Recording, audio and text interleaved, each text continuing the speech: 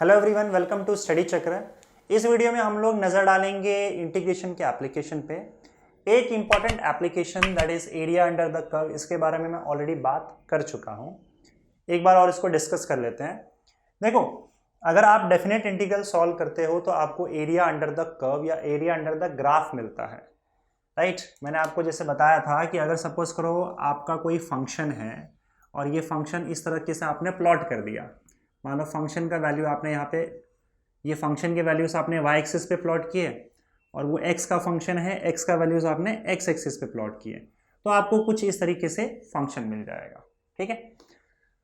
और इस फंक्शन, अगर सपोज करो मैं इस पॉइंट से लेकर x इज इक्वल टू, मान लो a से लेकर x is equal to b तक, अगर मैं ये इंटीग्रल सॉल्व करता हूँ f ऑफ x dx, जो भी आपका फंक्शन है, इसको विथ रिस्पेक्ट टू x अगर मैं इंटीग्रेट कर रहा हूँ कहाँ से, a से लेकर b तक, तो ये जो इंटीग्रल का वैल्यू है ये मुझे दे देगा एरिया अंडर द कर्व।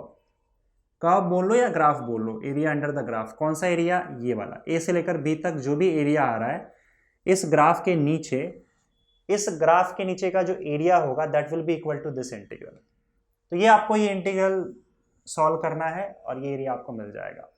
अब इसका यूज फिजिक्स में कहाँ होता है? देखो, फिजिक्स में ऐसे बहुत सारे क्वांटिटीज है जिसका वैल्यू आपको इस तरीके से एरिया निकालने से मिल जाएगा। जैसे मैं ऑलरेडी वर्क डन के बारे में डिस्कस कर चुका हूं। अगर सपोज करो एक बॉडी है आपके पास, उस बॉडी पर अगर चेंजिंग फोर्स लग रहा है, मतलब एक ऐसा फोर्स लग रहा है जिसका वैल्यू बार बार चेंज हो रहा है, और कैसे चेंज हो रहा है वो भी हम लोग को मालूम है। तो जैसे ये फोर्स आपने यहाँ पे इसको लगाया और ये फोर्स का वैल्यू बार बार चेंज हो रहा है, जैसे जैसे ये आगे बढ़ रहा है, जैसे जैसे इस बॉडी का डिस्प्लेसमेंट हो रहा है, वैसे वैसे फोर्स का वैल्यू भी चेंज हो रहा है, ठीक है। और आपने इस बॉडी को मान लो x is equal to A से लेकर x is equal to B, यहां तक इसको धकेल के इसका डिस्प्लेसमेंट कर दिया, तो इसने कुछ वर्क डन किया होगा फोर्स ने। तो वो जो वर्क डन है वो वर्क डन आप कैसे कैलकुलेट करोगे? क्योंकि डायरेक्टली फोर्स इनटू डिस्प्लेसमेंट आप लगा नहीं सकते, क्योंकि ये फॉर्मूला तभी तक वैलिड है जब आपका फोर्स कांस्टेंट होता है, फोर्स का वैल्यू फिक्स है। हाँ, डिस्प्लेसमेंट आपको पता है कितना डिस्प्लेसमेंट हुआ है, पर इस डिस्प्लेसमेंट को करने के लिए एक कांस्टेंट फोर्स अगर है यहाँ पे, तब आप ये फॉर्मूला यूज कर सकते हो। लेकिन भाई इस डिस्प्लेसमेंट को बहुत सारे फोर्सेस ने मिलकर किया है, क्योंकि फोर्स बार बार चेंज हो रहा है, कभी 2 न्यूटन, कभी 3 न्यूटन, कभी 4 न्यूटन, कभी 5 न्यूटन। तो फोर्स का वैल्यू भी आपका बदल रहा है डिस्प्लेसमेंट के साथ। जैसे जैसे ये बॉडी आगे जा रहा है, फोर्स इज ऑल्सो चेंजिंग। तो अगर फोर्स चेंज हो रहा है तब आप डायरेक्टली ये फॉर्मूला नहीं लगा सकते हो, क्योंकि आप किस फोर्स का वैल्यू लोगे? फोर्स तो हर पॉइंट पे अलग अलग है।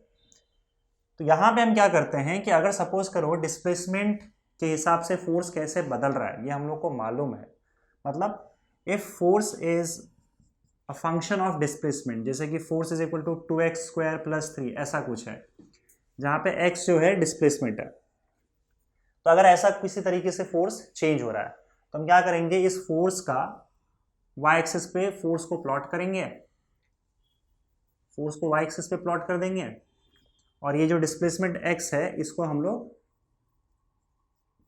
x एक्सिस पे प्लॉट कर देंगे। तो ये जो फंक्शन है, फोर्स का जो भी फंक्शन है, उस हिसाब से हमको ग्राफ मिल जाएगा। मान लो जैसे भी एक ग्राफ मिल गया हमको ऐसे, और उस ग्राफ में हमको बोला गया कि भाई इस पॉइंट से इस पॉइंट तक हमको वर्क डन चाहिए। मतलब जब बॉडी इस पॉइंट पे था, x is equal to A पे था, उसको हमने धकेल किए x is equal to B पे लेके चले गए। तो इस डिस्प्लेसमेंट के लिए कितना वर्क डन हुआ है? तो एक्चुअली फिर वो वर्क डन क्या होगा? ये एरिया होगा। ये ऑलरेडी हम डिस्कस कर चुके हैं कि अगर आपके पास ग्राफ है फोर्स और डिस्प्लेसमेंट का, तो उस ग्राफ के नीचे का जो एरिया होता है that area is equal to work done. तो यहाँ पे हमको एरिया कैसे मिलेगा बताओ, वर्क डन कैसे मिलेगा? Area under the curve. लेकिन हम लोग को ये भी पता है कि एरिया अंडर द कर्व कैसे ढूंढते हैं। अब ये कोई स्टैंडर्ड शेप तो है नहीं, तो यहाँ पे हम इंटीग्रेशन का यूज करेंगे। कैसे इंटीग्रेशन करेंगे बताओ? जो भी ये फोर्स है, force will be a function of x, उसको आप इंटीग्रेट कर दो विद रिस्पेक्ट टू एक्स। और कहाँ से कहाँ तक इंटीग्रेट करना है? ए से लेकर बी तक इंटीग्रेट करना है। तो यही आपका वर्क डन आ जाएगा। वर्क डन विल बी, ये फोर्स इनटू डिस्प्लेसमेंट ही है एक हिसाब से, पर यहाँ पे फोर्स आपका फंक्शन है जो कि वाई एक्सिस पे प्लॉट किया है, डिस्प्लेसमेंट एक्स एक्सिस पे प्लॉट किया है, और ये इंटीग्रल अगर आप सॉल्व कर लोगे ए से लेकर बी तक तो आपको एरिया मिल जाएगा, that is nothing but the work done from A to B. इस फोर्स ने ए से लेकर बी तक जो भी वर्क डन किया है ये यहां से आपको इस फॉर्मूले से मिल जाएगा। ऐसा वर्क डन ही नहीं बल्कि फिजिक्स में आपको बहुत से ऐसे क्वांटिटीज मिलेंगे जो कि इस तरीके से हम लोग सॉल्व कर सकते हैं। हमको बस ग्राफ के नीचे का एरिया कैलकुलेट करना है, अगर वो एरिया मिल गया तो मुझे वो क्वांटिटी मिल जाएगी। जैसे यहाँ पे अगर ये एरिया मिल जाता है तो मुझे वर्क डन मिल जाएगा, और हमको पता है कि ग्राफ के नीचे एरिया कैलकुलेट करने का तरीका क्या है, इंटीग्रेशन सॉल्व करना। समझ में आ रहा है? तो बाकी वैसे आप क्वांटिटीज तो जानते नहीं हो, जैसे जैसे आप फिजिक्स आगे पढ़ोगे वैसे वैसे उन क्वांटिटीज के बारे में आपको पता चलते जाएगा जिन क्वांटिटीज का जो वैल्यू है वो एरिया कैलकुलेट करने पर मिल जाता है। तो अभी फिलहाल मैं सिर्फ वर्क डन के बारे में बात कर सकता हूँ, तो उसका एक एग्जाम्पल देख लेते हैं, इसको सॉल्व कर लेते हैं, तो आपको आइडिया आ जाएगा कि किस तरीके से हम लोग इंटीग्रल सॉल्व करके वर्क डन को ढूंढ सकते हैं। ठीक है, जैसे फॉर एग्जांपल यहाँ पे देखो, find work done by a force F is equal to 3x² + 6x + 7 if it is displaced from x is equal to 5 to x is equal to 10। अब हमारे पास फोर्स जो है वो डिस्प्लेसमेंट का फंक्शन है, या बोल लो पोजीशन x का फंक्शन है। तो अगर सपोज करो इसको मैं ग्राफ पे प्लॉट करता हूँ, ग्राफ पे प्लॉट करूंगा कहाँ कैसे, यहाँ पे फोर्स को प्लॉट करेंगे हम लोग जो कि हमारा फंक्शन है y एक्सिस पे, और डिस्प्लेसमेंट को x एक्सिस पे प्लॉट करेंगे। तो ये जो फंक्शन है एक्चुअली में क्वाड्रेटिक वाला फंक्शन है, स्क्वायर वाला फंक्शन है, तो ये आपको कुछ इस तरीके से मिल जाएगा फंक्शन, अगर आप प्लॉट करोगे तो ऐसा कोई फंक्शन है। तो ये ग्राफ मिल गया हमको, और ये देखो इसकी आपको ज़रूरत नहीं है, आपको अभी फिलहाल इस क्वेश्चन को सॉल्व करने के लिए आपको ये नहीं पता होना चाहिए कि ग्राफ का शेप कैसे होगा। ठीक है, मैं बस बता दे रहा हूँ कि ये ग्राफ आपको ऐसे मिल जाएगा। और अगर यहाँ पे x इज इक्वल टू 5 से लेकर x इज इक्वल टू 10 की बात कर रहे हैं, तो मान लो ये x इज इक्वल टू 5 है, x पे ये x इज इक्वल टू 5 है, और ये x इज इक्वल टू 10 है यहाँ तक। तो बॉडी को क्या किया गया, x इज इक्वल टू 5 से लेकर 10 तक डिस्प्लेस किया। किस फोर्स ने डिस्प्लेस किया, इस फोर्स ने डिस्प्लेस किया। तो पूछ रहा है वर्क डन ढूंढो। वर्क डन कैसे मिलेगा बताओ, again area of this graph, area of this part, 5 से लेकर 10 तक का जो ग्राफ है इसके नीचे का जो भी एरिया आएगा that area will be equal to work done. ठीक है, और फंक्शन के नीचे का या फिर ग्राफ के नीचे का एरिया हम लोग कैसे कैलकुलेट करते हैं, इंटीग्रल सॉल्व करके, डेफिनेट इंटीग्रल सॉल्व करके। तो यहां पे अगर मुझे वर्क डन ढूंढना है that will be equal to area under the graph, and that is equal to integration of function का इंटीग्रेशन फ्रॉम 5 to 10, 5 से लेकर 10 तक, क्योंकि डिस्प्लेसमेंट 5 से 10 के बीच में ही हुआ है ना। एक सेकेंड इसको लिख दो अच्छे से, 5 से 10, बस इसको सॉल्व कर लो, आपको वर्क डन मिल जाएगा, इनफैक्ट ये वाला एरिया मिल जाएगा। So that is equal to, आगे इसको ऐसे सॉल्व करते हैं, integration from 5 to 10, F force जो है, फोर्स आपका कैसे दिया जा रहा है, 3x² + 6x + 7 dx। इसको सॉल्व कर लो, that is equal to integration from 5 to 10। अब देखो ये इंटीग्रेशन बटेगा क्योंकि बीच में प्लस साइन है, तो प्लस साइन है तो इसको हम इंटीग्रेट कैसे करेंगे, देखो पहले 3x² का इंटीग्रेशन + 6x का इंटीग्रेशन + 7 का इंटीग्रेशन। अब देखो कई बार हम लोग सॉल्व कर चुके हैं ऑलरेडी, तो मैं इसको डायरेक्टली सॉल्व कर रहा हूँ। 3x² का इंटीग्रेशन अगर आप करोगे तो क्या आएगा, 3 बाहर चला जाएगा और x² का इंटीग्रेशन क्या होगा बताओ।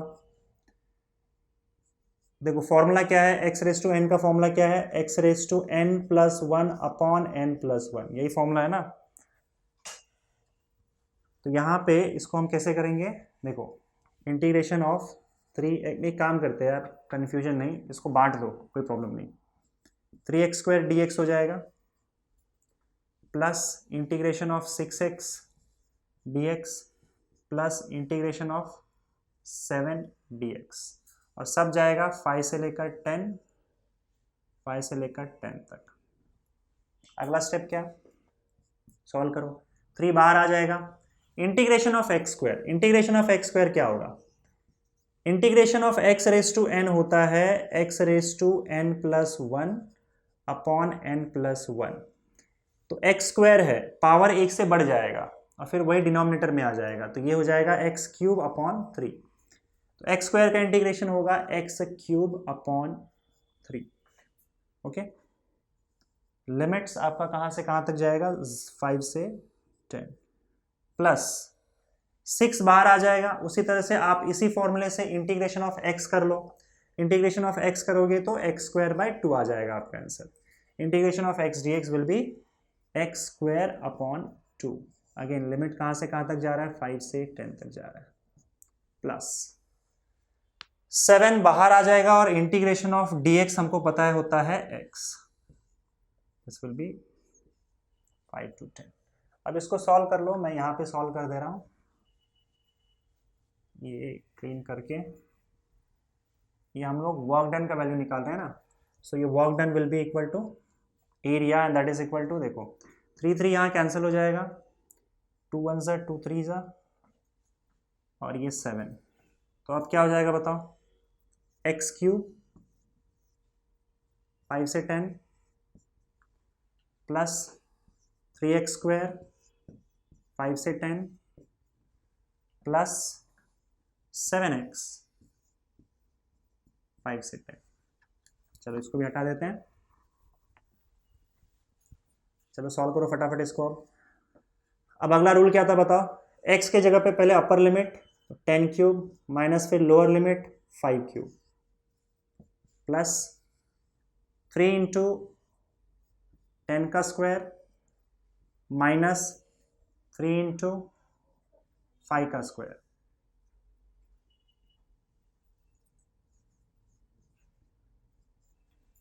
प्लस ये ब्रैकेट क्लोज, इसका भी काम हो गया, plus 7 into 10 that is 70 minus 7 into 5 35।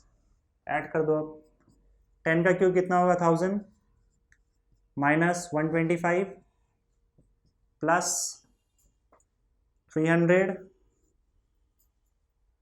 100 ना, 100 इंटू 3 300 माइनस 25 इंटू 3 कितना होता है? 75 प्लस ये हो जाएगा 35, 70 minus 35, so that is equal to, ये आपका हो जाएगा 875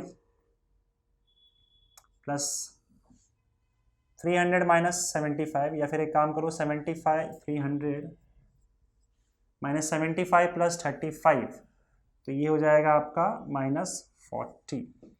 इसको आप सॉल्व कर लो, ये कितना हो जाएगा? 875 minus 40 will be equal to 835 plus 300 and that is equal to 1135।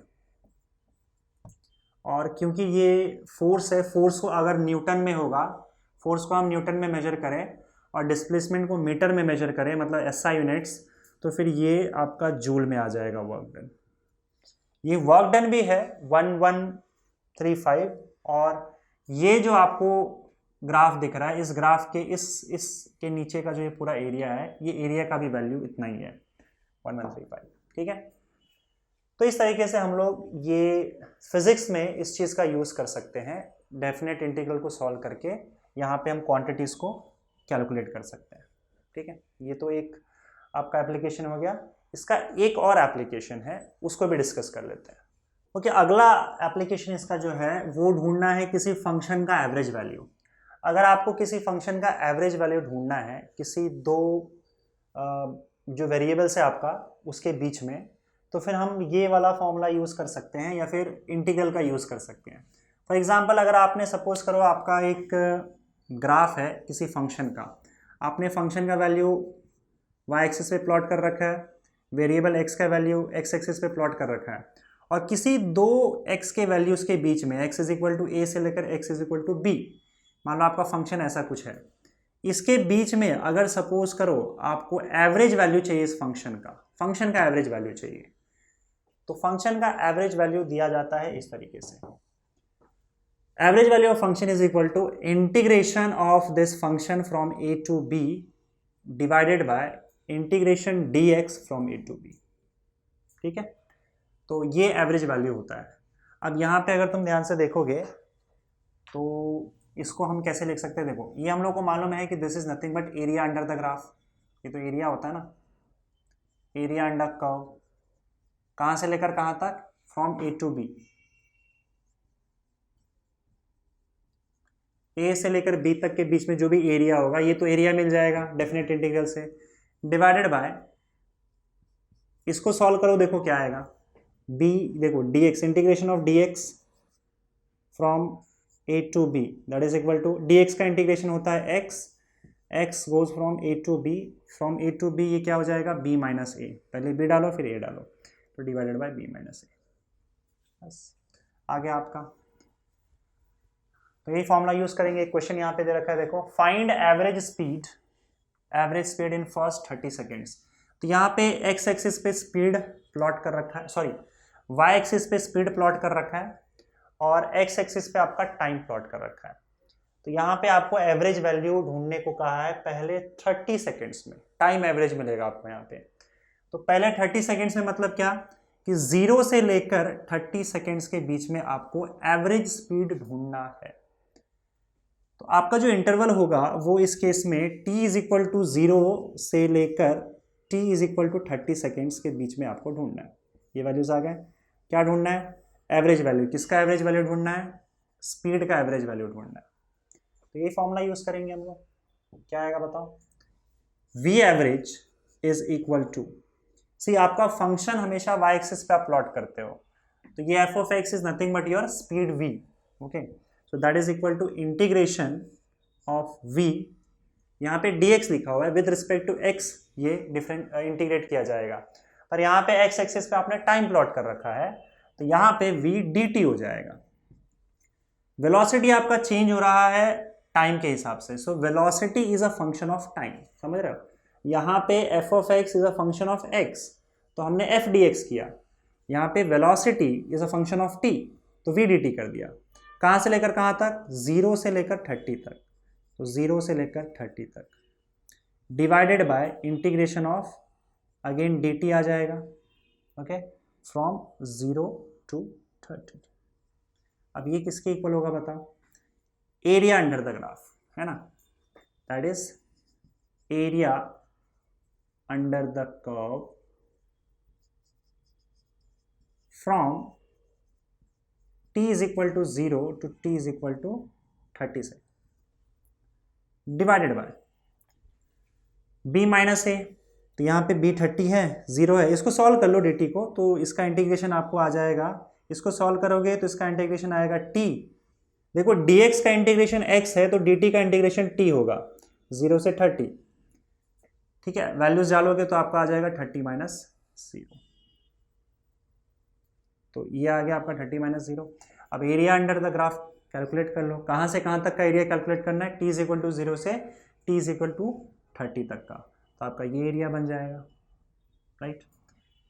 इसका एरिया क्या होगा बता, half into base into height, तो इसका बेस देखो यही है, ये है ना बेस, दिस इज बेस, और बेस तो आपका 30 है, मल्टीप्लाइड बाय हाइट, हाइट आपका ये है, तो ये वैल्यू कितना है, 5 है ना, ये पूरा 5 है यहां से लेकर यहां तक, दिस इज 5, तो हाइट आपका 5 है, base into height, half into base into height, इस ट्राइंगल का एरिया आ गया और डिवाइडेड बाय 30। सो आपका आंसर क्या आ रहा है, 5 डिवाइडेड बाय 2 दैट इज 2.5। तो 2.5 किसका आपने एवरेज निकाला है, स्पीड का एवरेज निकाला है, तो मीटर पर second, this is your answer, okay. तो इस तरीके से 0 से लेकर 30 सेकेंड के बीच का जो एवरेज स्पीड है वो एवरेज स्पीड आप ऐसे निकाल सकते हो। अगर आपका स्पीड ऐसे चेंज हो रहा है, पहले बढ़ा स्पीड फिर कम हो गया, टोटल स्पीड एवरेज स्पीड 0 से लेकर 30 सेकेंड्स के बीच में 2.5, समझ में आई बात। तो इस तरीके से हम लोग इस इंटीग्रल का दूसरा एप्लीकेशन हमने देखा, that is average value of a function. तो यहाँ पे अगर आपको कोई क्वांटिटी का एवरेज वैल्यू निकालना है फिजिक्स में, तो देखो किसका फंक्शन है, पहले उस फंक्शन को प्लॉट करो और उसके बाद उन दो पॉइंट्स के बीच में आप एवरेज वैल्यू इस इंटीग्रल को सॉल्व करके निकाल सकते हो। Okay, thank you.